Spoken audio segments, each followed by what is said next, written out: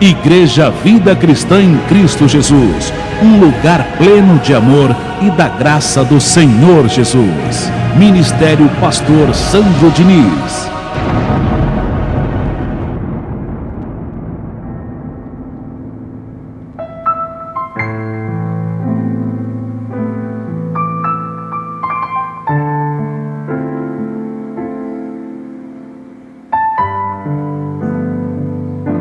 Graças te dou, meu Deus, em nome do Senhor Jesus, por essa reunião, por esse momento, por esse lugar.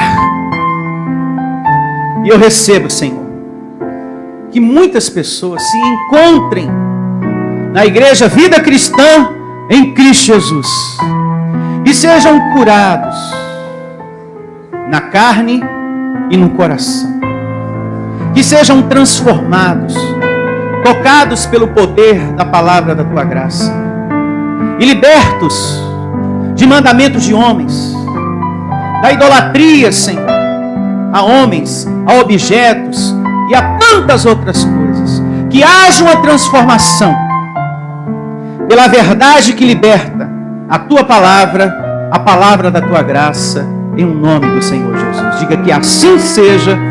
Amém e graças a Deus. Palmas para o Senhor. Que hoje tem uma palavra especial para você, para o seu crescimento espiritual. O tema de hoje tem por título, anote, o terceiro dia é a glória de hoje. O terceiro dia é a palavra que Deus tem hoje para o nosso crescimento espiritual.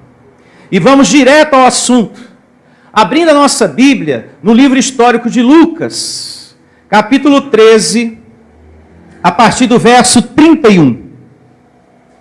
Lucas, o capítulo é o 13, a partir do verso 31. E começa assim a palavra do nosso Deus. Naquela mesma hora, alguns fariseus vieram para lhe dizer-lhe: retira-te e vai-te daqui, porque Herodes quer matar-te. Ele, porém, lhe respondeu, Jesus aqui falando: ide, dizer a essa raposa que hoje e amanhã expulsa o quê? Demônios, e cura enfermos, e no terceiro dia terminarei. Essa palavra terceiro dia na Bíblia tem um peso muito grande, tem um significado muito grandioso. Por quê, pastor?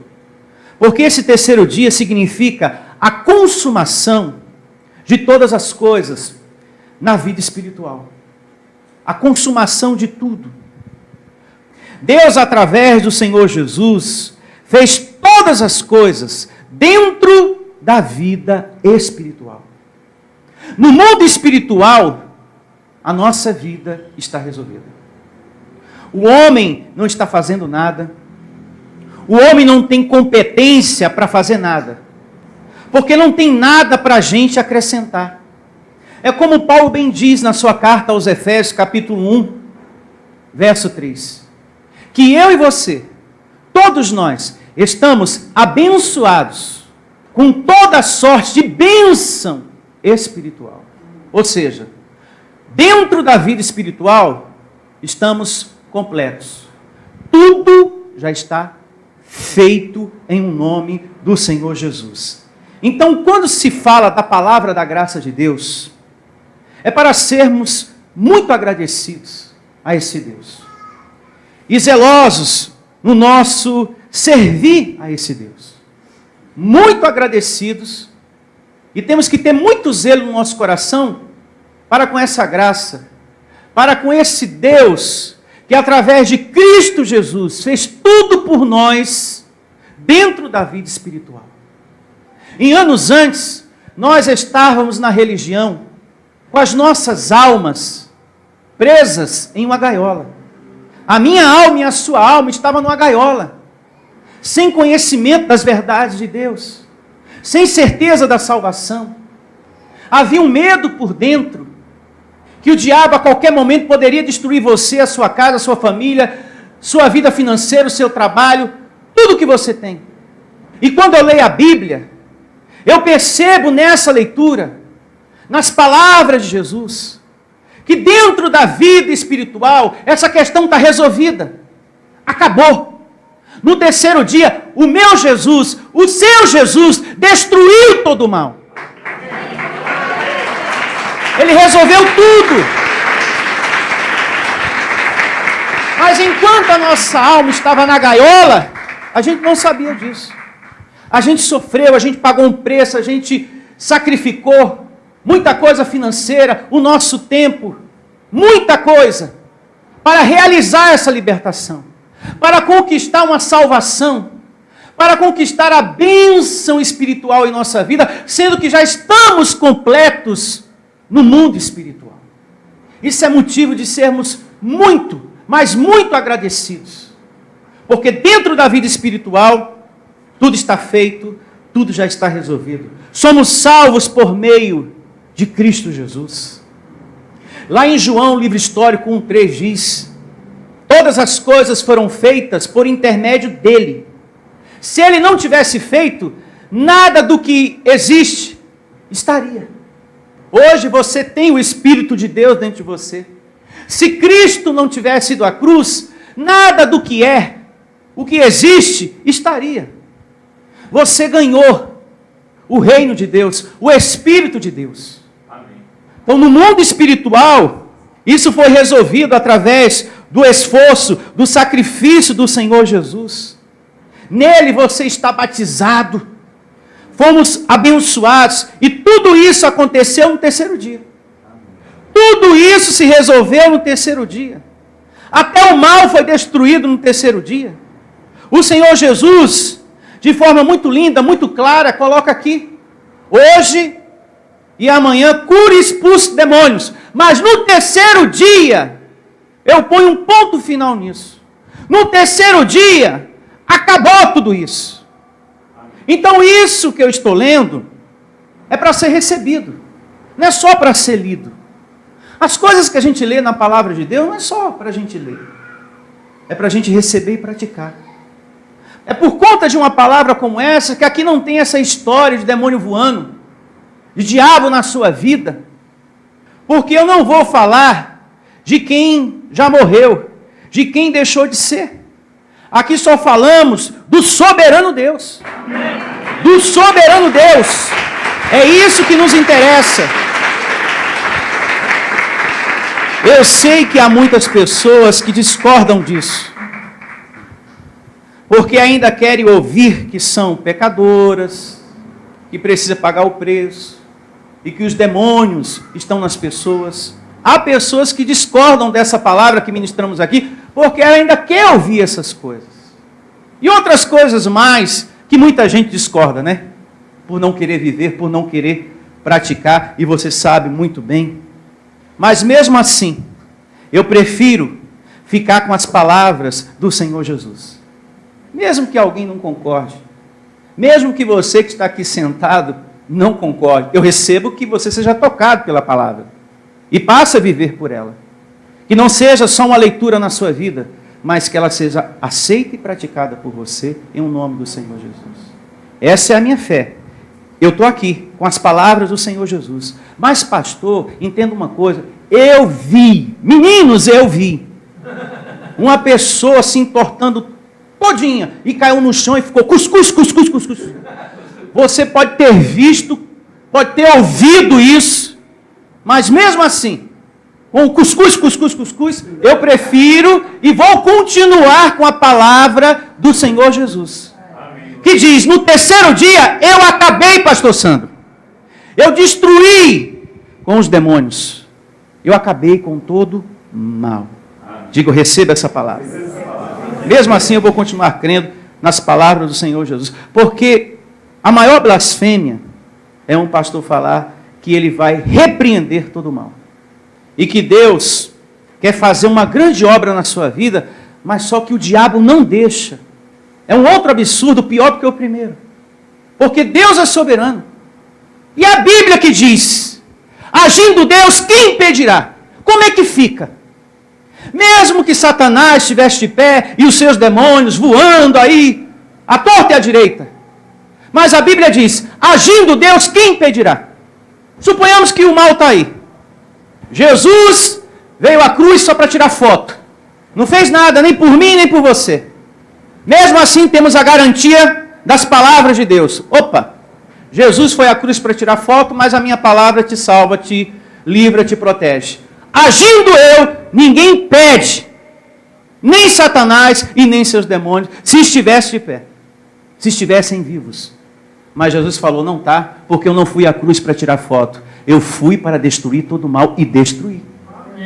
Hebreus 2,14 também traz essa afirmação. Como também Paulo na sua carta aos Colossenses. Ele nos tirou das trevas para colocar na luz. E é aí que você está. Vida transformada. Dentro de você só existe uma força. A força do Senhor. Criador dos céus e da terra. Então é uma blasfêmia muito grande. Um pastor falar que Deus quer fazer algo na sua vida e o diabo não deixa. E um outro absurdo, ele falar que Deus está em disputa. Que de um lado Jesus puxa você e do outro lado o diabo está puxando. E você no meio tendo que orar a Deus e jejuar, joelho no chão e sacrifício e corrente. Ah, Deus, em nome de Jesus, eu recebo vencendo essa batalha espiritual. E um puxa de um lado, o outro puxa do outro. E assim estão muitas pessoas, não é verdade? E você já agiu assim em suas orações. Eu recebo, ó Deus, vencendo essa situação. Jesus tendo força para repreender todo o mal. Você pedindo para Jesus ter força. Você dando uma mãozinha na situação. Quem somos nós? É Ele que nos dá força. Como está descrito em Atos, capítulo 17, a partir do verso 24. Abra sua Bíblia em Atos, agora. Capítulo 17, verso 24. E assim diz o livro de Atos, capítulo 17, a partir do verso 24. Muita atenção, anote, vá marcando, vá grifando, porque aqui Deus tem muito entendimento para nos dar. Tá certo? E começa assim, ó. O Deus que fez o mundo e tudo que nele existe, sendo o Senhor do céu e da terra, não habita em santuários feitos por mãos o quê? Humanas. Então temos aqui, nessa primeira evidência de Atos 17, 24, um Deus soberano. Um Deus que pode todas as coisas. Um Deus que não precisa que eu ore para que Ele tenha força para vencer o mal. Mas eu é que preciso da força dele. Amém? Amém? E ao mesmo tempo nós entendemos aqui que ele não habita em nada feito por mãos o quê? Humanas. Então isso quer dizer que Deus não está em nada que essas igrejas dão por aí. Em nada. Deus não está em nenhum objeto que essas igrejas dão por aí.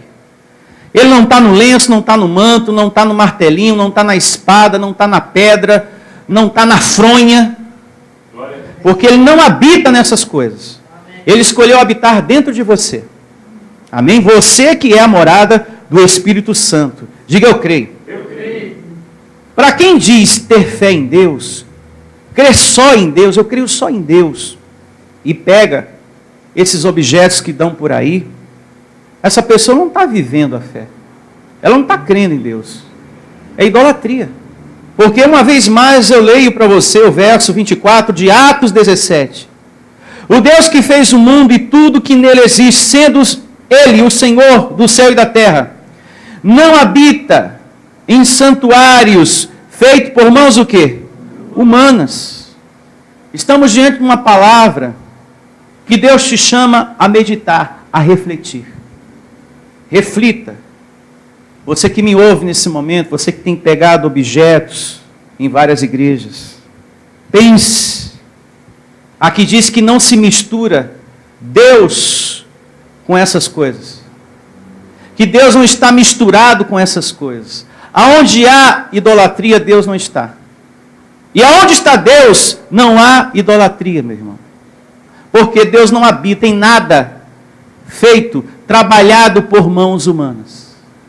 Mesmo que esteja nesse ministério, nessa igreja, escrito pelo lado de fora, Jesus Cristo é o Senhor, mesmo assim esse lugar não está honrando esse nome.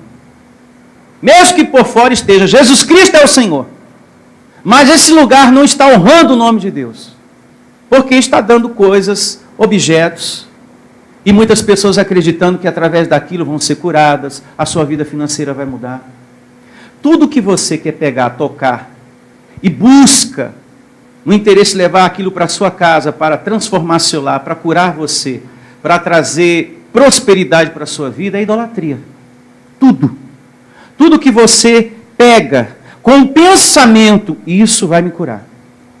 Com o pensamento, eu vou levar isso para casa e vai ter paz. Eu vou levar isso na minha carteira para que eu comece a prosperar financeiramente. É idolatria do mesmo jeito. E tem pessoas que carregam coisas na sua carteira, porque ela pensa que aquilo vai atrair dinheiro, que aquilo vai atrair prosperidade. É idolatria. A sua confiança, a sua fé, para tudo que você precisa, tem que estar em uma só coisa, em um só ser, em uma só pessoa, Deus. Amém. É Ele que supre, nutre tudo que eu e você precisamos.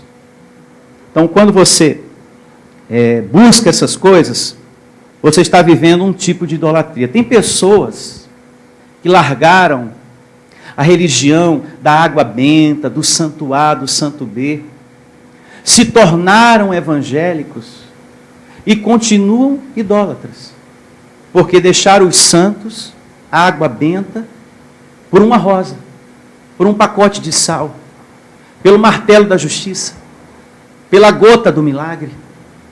A idolatria ainda continua na sua vida, meu irmão.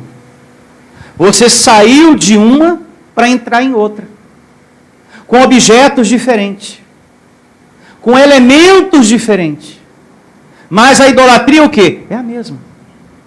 E Deus continua falando, eu não habito nisso também, como não habitava nos outros anteriormente. Que você estava agarrado e que acreditava que aquele santinho lá ia ajudar você e até casar você. Porque tem o santo casamenteiro, que tem o santo que faz isso e o santo que faz aquilo. Mas veja o que diz em seguida a palavra do nosso Deus, verso 25, Atos 17. Nem é servido por mãos humanas, como se de alguma coisa precisasse, pois Ele mesmo é quem a todos dá vida, respiração e tudo mais. Alguma coisa você pode dar para Deus? Não. Nada. Então como é que você pode pensar, não, eu vou orar para Jesus ter força para vencer o diabo, vencer o demônio? Não tem nada que você faça aqui que você possa dar para Deus, porque tudo que você tem foi Ele que te deu. Eu estou dando esse dinheiro para Deus, até esse dinheiro, essa oferta, esse dízimo, foi Deus que te deu. Então quando a gente pensa que está dando alguma coisa, na verdade a gente não está dando, a gente recebeu de Deus. A roupa, o sapatinho que você tem, o carro que você tem, a casa que você tem, os livramentos diários que você tem recebido, não foi por sua esperteza. Eu sou esperto, viu, pastor? Eu faço desvio pela esquerda, depois pela direita, nenhum bandidinho me pega, aí eu vou. Eu tenho visto muita gente ser assaltada, acontecer isso, mas comigo não, porque eu sou esperto. Eu uso a cabeça, pastor. Eu sou um menino de ouro. É verdade, você é um menino de ouro. Você é um abençoado de Deus. Mas a proteção não é você que está promovendo na sua vida. É Deus que está te dando. Então tudo é Ele que nos dá. Amém, igreja? Você não tem nada. Deus é forte com você ou sem você. Ixi, para muita gente isso dói, né? Eu não concordo. Deus é forte com você ou sem você. Aí entra o entendimento e a maturidade que você tem que ter todos os dias. Eu preciso de Deus mais e mais. Eu dependo dele para tudo. Pastor, para comer, para andar, para viver, para respirar, para enxergar, para ouvir, para falar. Eu também. Eu dependo do meu Deus para tudo. Ele é a minha provisão em todas as áreas da minha vida. Em nome do Senhor Jesus. Verso 26.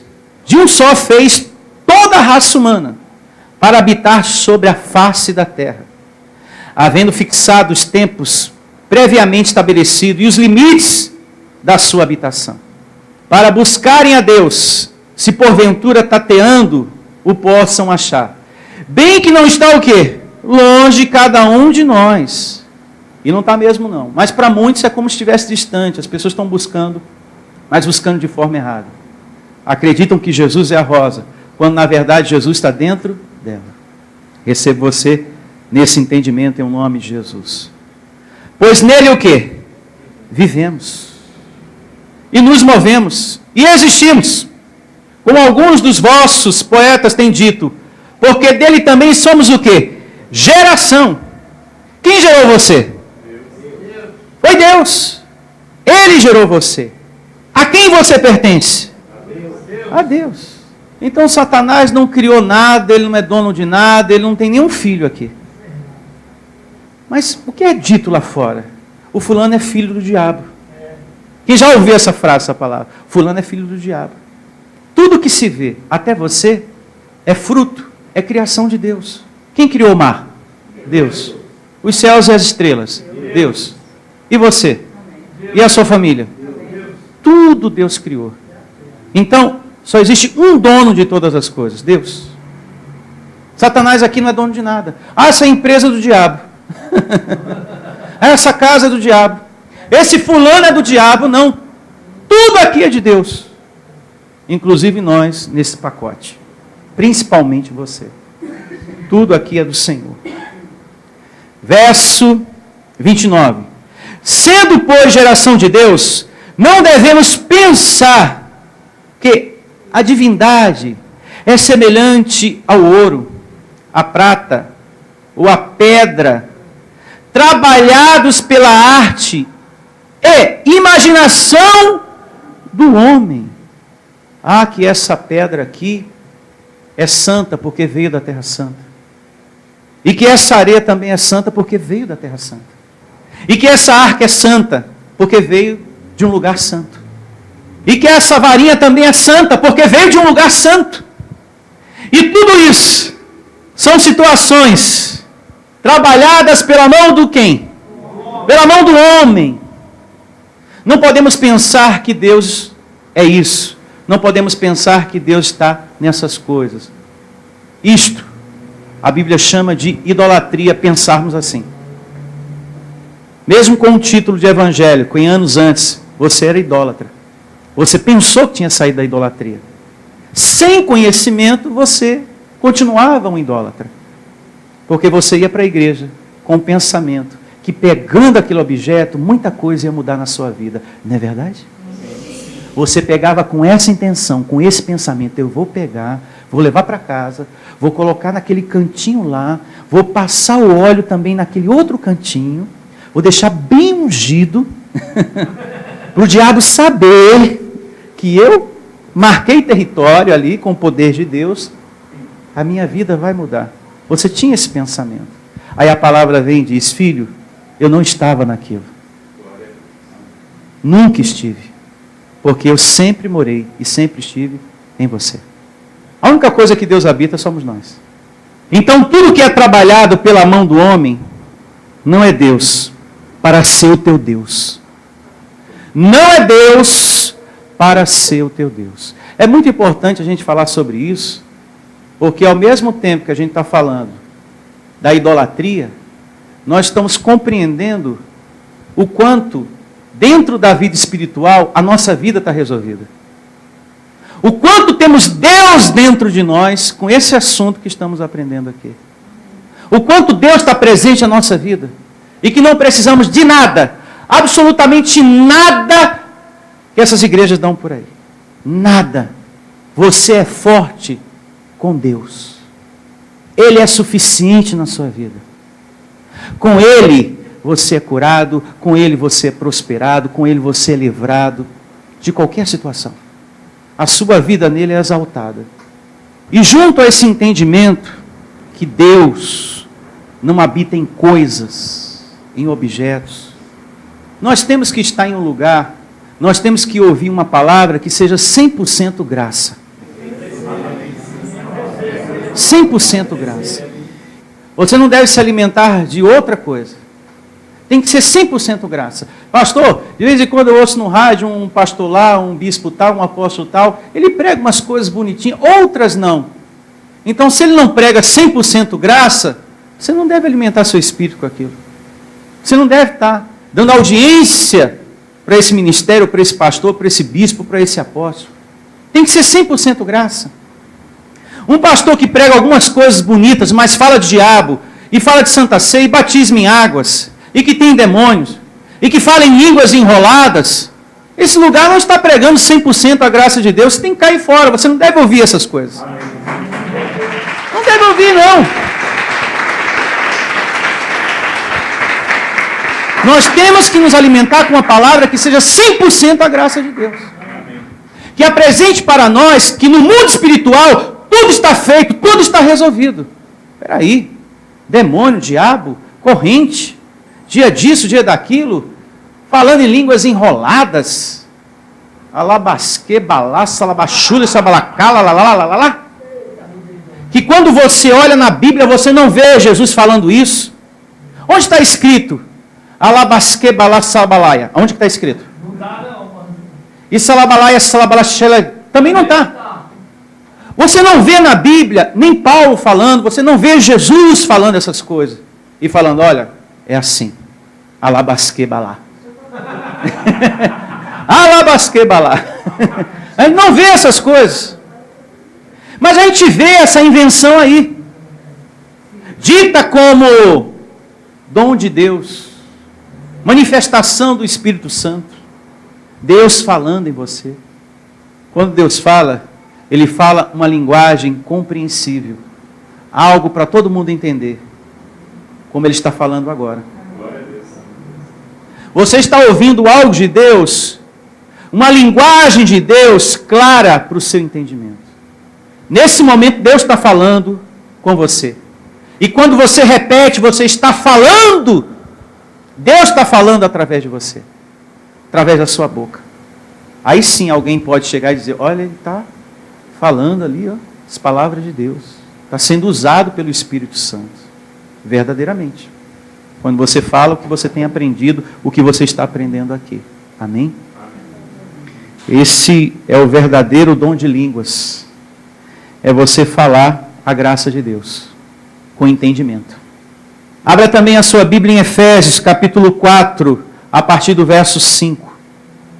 4, 5. Cada evidência que estamos lendo nesse tema, o terceiro dia, eu estou com Bíblia, à luz da palavra, provando para você que no mundo espiritual a tua vida está resolvida. Tudo está feito. Você não precisa de nada externo para resolver algo no mundo espiritual. E veja o que diz aqui em Efésios capítulo 4, a partir do verso 5. Há um só Senhor. Amém? Amém. Quantas forças há no mundo? Uma só. Então não existe um Jesus de um lado e o diabo do outro disputando a sua vida. Como ensina a religião. E Deus quer fazer uma obra grande na sua vida e o diabo não, eu não deixo. Eu não deixo. Aí Jesus, você vai deixar sim. Aí, não, deixa. Só falta rasgar você no meio. Olha, é tanta besteira em nome de Jesus. E a gente acreditou nisso um dia. Que realmente você estava sendo disputado. Eu vou orar bastante, joelho no pó, jejum, vou entregar meu jejum agora. Mas o diabo não vai pegar minha alma, minha vida nunca. Porque eu vou orar e Jesus vai destruir esse mal. Você dando força para quem? Para Deus. Se é Ele que nos dá força, respiração e tudo mais. Então por aí a gente vê a nossa vida espiritual toda resolvida por Jesus no terceiro dia. O homem não está fazendo nada, o homem não está acrescentando nada, porque tudo está completo dentro da vida espiritual nossa em Cristo Jesus. Isso é lindo demais, isso é maravilhoso demais. Temos que ser muito agradecidos, porque em anos antes, nós estávamos com as nossas almas na gaiola, preso ali, ó, sofrendo, sem esse conhecimento. Graças a Deus, pela graça de Deus. E segue aqui a leitura. Efésios 4, verso 5. Há um só Senhor, uma só fé. Diga uma só fé. Diga uma só doutrina. Uma só palavra. Porque existe uma outra que Paulo fala em Gálatas 1,6, que traz perturbação. Um outro evangelho que não é evangelho. E sim alguns que vos perturbam. e que fala, olha, tem que fazer assim para Deus te abençoar. Porque Deus está nisso. E é através disso que a sua vida muda. Se você não fizer, Deus não cura, Deus não abençoa, Deus não liberta, e babá. É um outro evangelho que traz perturbação. Que ao invés de libertar, escraviza. Porque é sempre uma história para escravizar o povo de Deus. Se você quer um casamento, corrente da vida sentimental. Se você quer prosperidade, corrente dos empresários. Se você quer cura, corrente da terça-feira. Se você quer família feliz, corrente da quinta-feira. Isso não é libertação, isso é prisão. Porque para cada situação da sua vida tem que fazer uma corrente.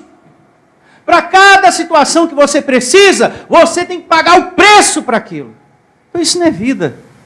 É por isso que Jesus falou, está registrado na Bíblia, muita gente conhece, ou seja, lê. Mas aquilo que a gente está lendo é para ser recebido também, é para ser praticado. Conhecereis a verdade, e a verdade é que vos libertará. Amém. É a verdade, não é essas coisas que a religião fala por aí. Diga graças a Deus. Então por isso que Paulo diz, uma só fé. Um só o quê? Batismo. Então não pode ser dois. O Evangelho diz que existe um só. Aí você tem que escolher, ou das águas ou de Cristo. Com qual você vai ficar. Porque o Evangelho diz também em Romanos, daqui a pouco a gente dá uma passadinha lá, que você foi batizado na morte de Cristo. Romanos 6. Então você tem que escolher com qual batismo você quer ficar, meu filho, porque só existe um, não pode ser dois. Ou das águas ou de Cristo. É um só. Escolha. E aqui eu só ofereço um, o de Cristo. Se você quiser o da piscina, só em outro ministério, porque aqui não tem não. Um só Deus, verso 6, e Pai de todos. Quem é o Pai de todos? Deus. O qual é sobre todos, age por meio de todos, e está em todos. Então não existe aqui nenhum filho do diabo. Todos são filhos de Deus. Filhos de Deus. Meu Deus do céu. Satanás aqui não é dono de nada. Nada. Que você possa dizer assim, uma coisinha mínima, uma plantinha. Ah, essa planta aqui é dele, essa samambaia. Ou se não, essa outra plantinha, comigo ninguém pode. Tem essa também, né? Comigo ninguém pode. Essa daqui é dele. Não, até essa foi o Senhor que criou. Então tudo é do nosso Deus. Diga eu recebo. Diga soberano é o Senhor. Então somos dele. Não é você que tem que aceitá-lo. Essa condição não é sua. Foi ele que te aceitou. Ele que tem a soberania de morar em você e mora em você. Ele é o Senhor da nossa vida. Ele é o dono, ele é o chefe. Lá em João 15,16 diz: não foste vós que me escolhestes a mim. Pelo contrário, eu vos escolhi a vós outros.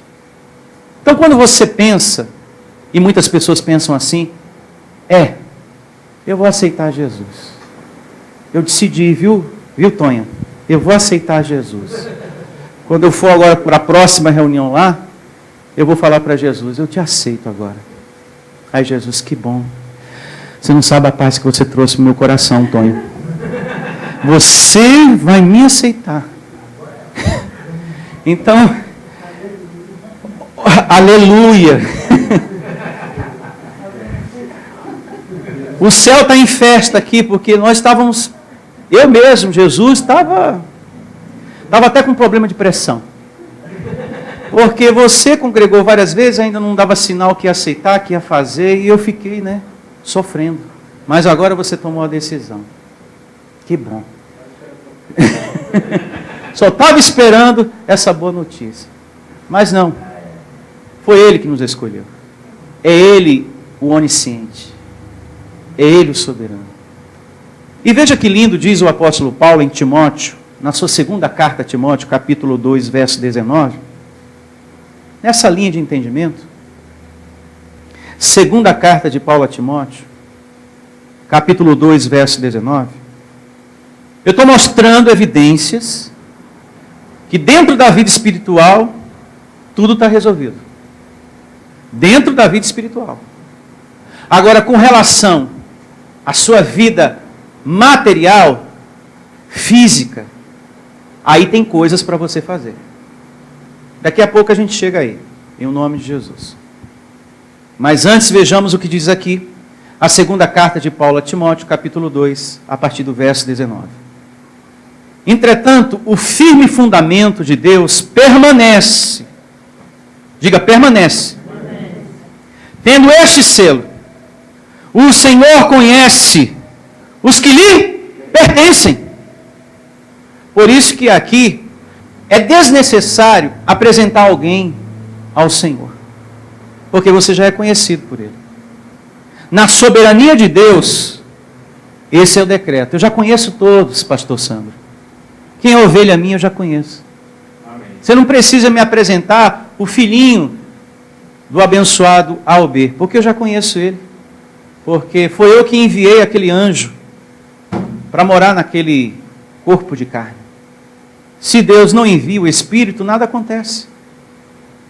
Esse presente que você tem, filho, só aconteceu porque Deus enviou o Espírito que Ele criou. Porque o homem e a mulher pode ter sexo a vida inteira, mas se Deus não envia o Espírito, não acontece o milagre da gravidez. É necessário que Papai Deus envie o Espírito, um anjo para se vestir de corpo de carne. Diga, eu recebo esse entendimento. Então Paulo traz aqui, no capítulo 2, verso 19, uma confirmação que nós já somos conhecidos por quem? Por Deus. Diga, eu pertenço a Ele. E os que pertencem a Ele devem fazer algo. Veja o que diz a continuação da leitura. Segunda carta de Paulo a Timóteo 2:19. Entretanto, o firme fundamento de Deus permanece. Tendo este selo, o Senhor conhece os que lhe pertencem. E mas, a parte da injustiça, todo aquele que professa o nome do Senhor, você que me pertence, tem algo para você fazer. Dentro da vida espiritual, tudo está resolvido. Mas existe algo para nós fazermos. Que é abandonar as obras da carne.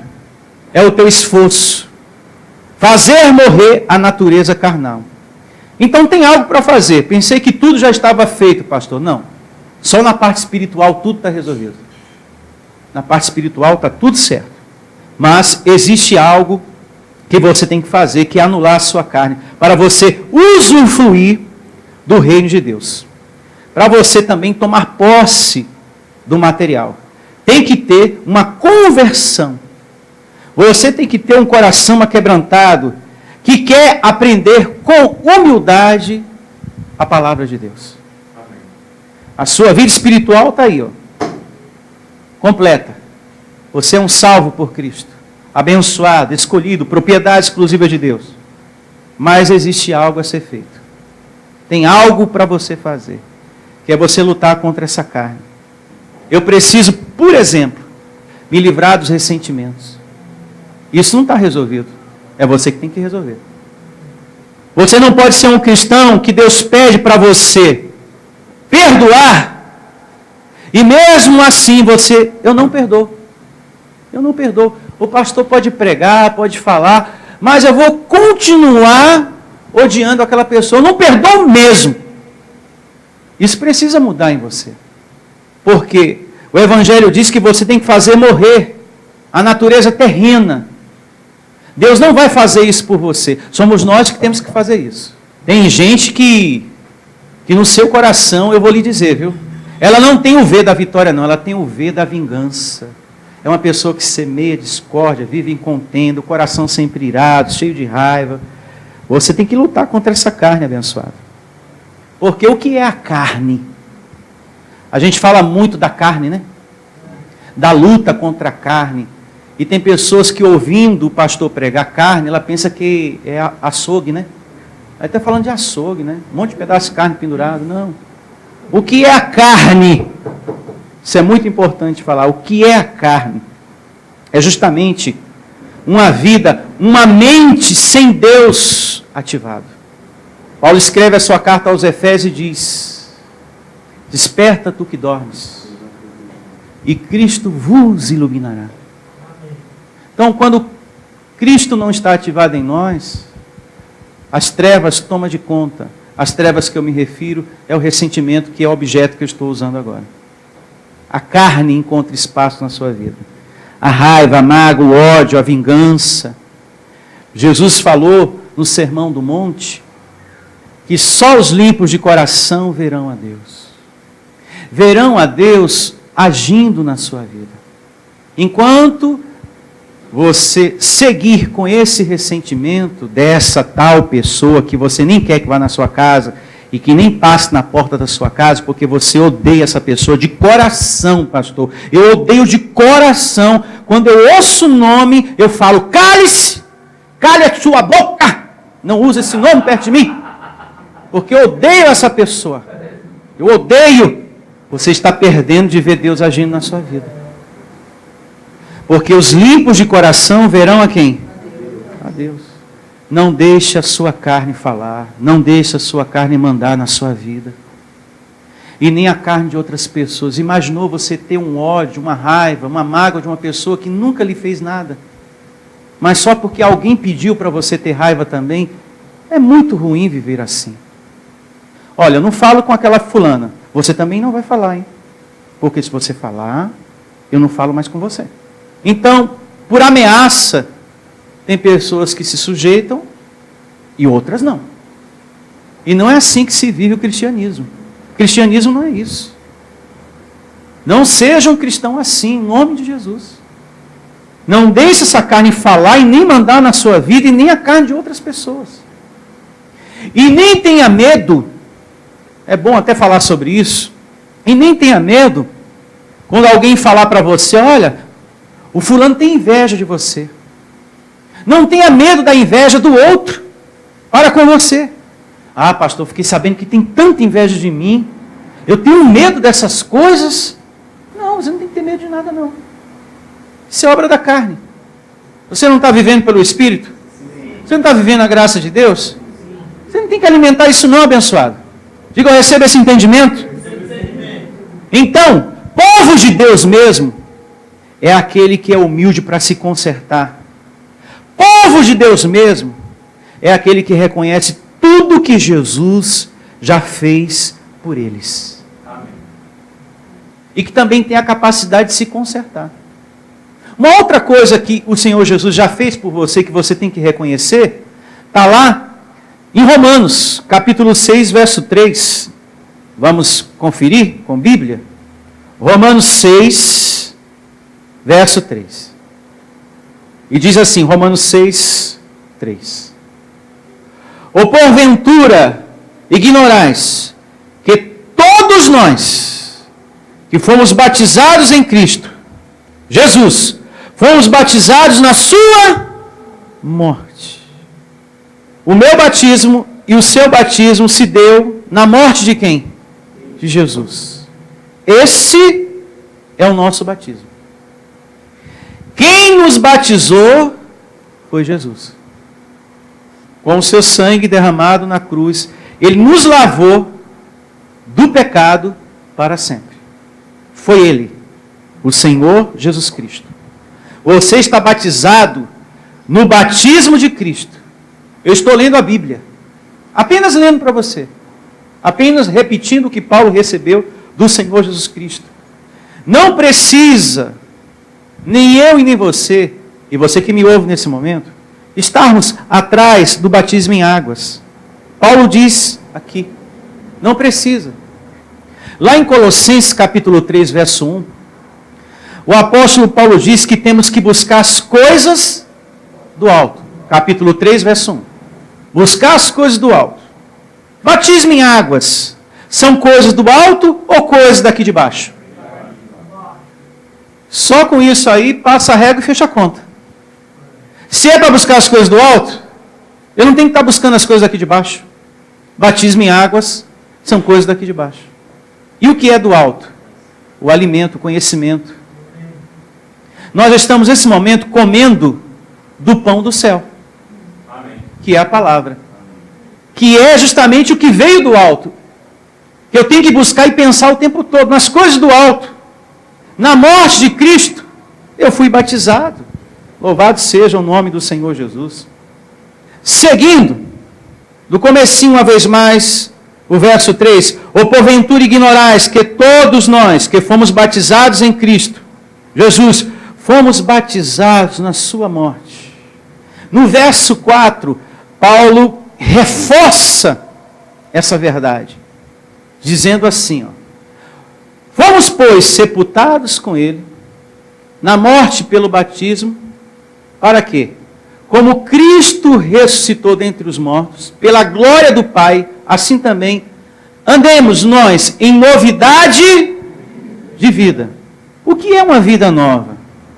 É uma vida hoje com água, ou é você reconhecer que está batizado pelo batismo de Cristo? Reconhecer que estamos batizados pelo batismo de Cristo. Essa é a nova vida. É você reconhecer que você está batizado pelo batismo de Cristo. Você foi batizado em Cristo quando Ele morreu, você morreu com Ele. Amém? Amém. E quando Ele ressuscitou, você ressuscitou também junto com Ele. Amém. E tudo se resolveu dentro da vida espiritual por Cristo. O batismo em águas tinha prazo de validade. Quando chego de Cristo, aí o das águas dá lugar ao de Cristo. É bom a gente analisar também, voltar um pouquinho atrás, a fita, o filme, isso é importante. Me suporte um pouco mais no tempo, e se você tem algum compromisso, eu até entendo você pode ir para o seu compromisso, mas eu peço que você me suporte um pouco mais. A gente precisa voltar um pouco no tempo, na fita desse filme, lendo Mateus, capítulo 3, verso 11. Aqui você vai entender que o batismo nas águas tinha prazo de validade. Por isso que deu lugar ao batismo de Cristo. Mateus, o capítulo é o 3, a partir do verso 11. Eu vos batizo com água, para arrependimento. Vamos pensar com a mente de Cristo aqui. Quantos pecados Jesus teve? Nenhum. E diz mais adiante que ele se batizou. E você poderia me dizer, mas ele se batizou para cumprir a lei, pastor. Não. Porque para cumprir a lei era para quem era pecador. Ele não era pecador, ele não precisava fazer nada daquilo. Não é verdade? O próprio João Batista falou no capítulo 1 do livro histórico de João: eis o cordeiro que tira o pecado do mundo. Não precisaria ser alguém sem pecado para tirar o pecado do mundo. Mas por que ele se batizou? Por nós. Ele fez tudo por nós. Diga, ele foi para resolver a nossa vida. E resolveu. Fez tudo por nós. Eu vos batizo com água para arrependimento. Mas aquele que vem depois de mim é mais poderoso do que eu, cujas sandálias não sou digno de levar. Ele vos batizará com o Espírito Santo e com fogo. A sua pá, ela tem na mão, e limpará completamente a sua eira. Recolherá o seu trigo no celeiro, mas queimará a palha em fogo inextinguível. Por esse tempo, dirigiu-se Jesus da Galiléia para o Jordão, a fim de que João o batizasse. Verso 14. Ele, porém, o falava, o dissuadia, dizendo: eu é que preciso ser batizado por ti, e tu vens a mim. Por que ele falou dessa maneira?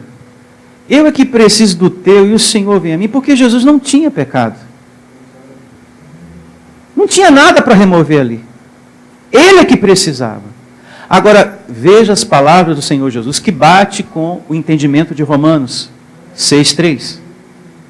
Verso 15. Mas Jesus lhe respondeu: Deixa por enquanto, porque assim nos convém cumprir toda a justiça. Então ele o admitiu, então tá bom. Deixa por enquanto. Para sempre ou por enquanto?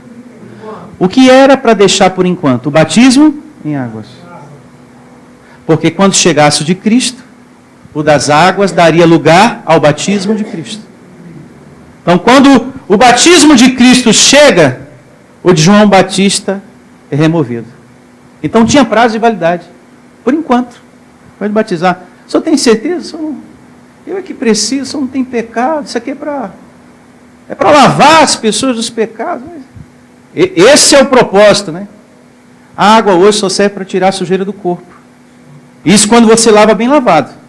Não é verdade? Só para tirar a sujeira do corpo. Agora, com relação ao mundo espiritual, foi o batismo de Cristo que nos batizou, que nos lavou dos pecados. Abençoados, nós estamos na verdade. Ande nessa verdade. O terceiro dia resolveu tudo. Nós estamos completos no mundo espiritual. Você não precisa de nada para acrescentar na sua vida espiritual. Você já tem tudo. Você precisa sim ter um procedimento, corrigir certas coisas, se converter diante de certas coisas, buscar o conhecimento para ter força espiritual, para não andar na carne, e sim no espírito. E isso sim você tem que fazer. Essas são as coisas que te restam a fazer. Existe algo a ser feito, é isso. Anular essa carne e andar no Espírito, em nome do Senhor Jesus. E com a conclusão aqui dessa leitura, a nossa reunião está encerrada. E recebo você caminhando por esse entendimento de hoje. O terceiro dia. Louve ao Senhor com suas palmas bem fortes. Andando com esse entendimento, o terceiro dia. Conhecereis a verdade vos libertará. Por que na sua igreja não tem batismo em águas? Porque era provisório. Tinha prazo de validade. Está tudo certo.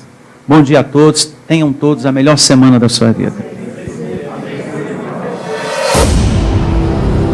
Igreja Vida Cristã em Cristo Jesus. A resposta do amor de Deus para você.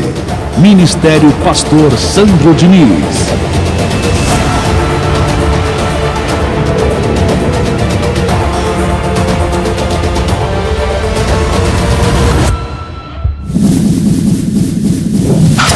Se você deseja servir a Deus por amor e pela fé, se você deseja meditar na palavra de Deus e acredita na superioridade da nova aliança, se você está cansado das obras da lei, então você é da Igreja Vida Cristã em Cristo Jesus e não sabe.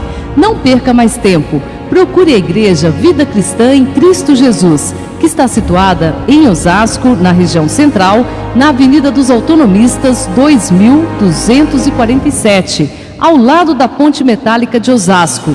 E venha ouvir as palestras iluminadas com o pastor Sandro Diniz, às quartas-feiras, às 19 horas, e aos domingos, às 9 da manhã. Igreja Vida Cristã em Cristo Jesus, a igreja que estimula a sua fé sem desprezar a sua inteligência. Ministério Pastor Sandro Diniz.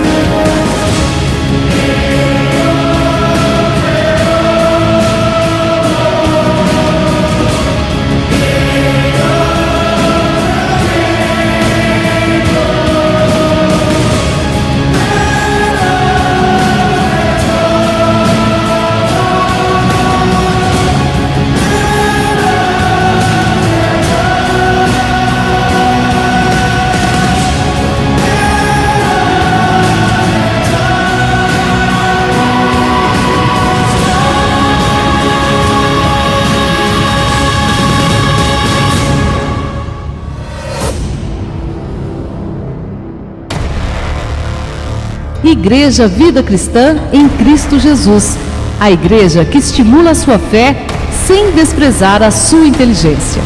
Ministério Pastor Sandro Diniz.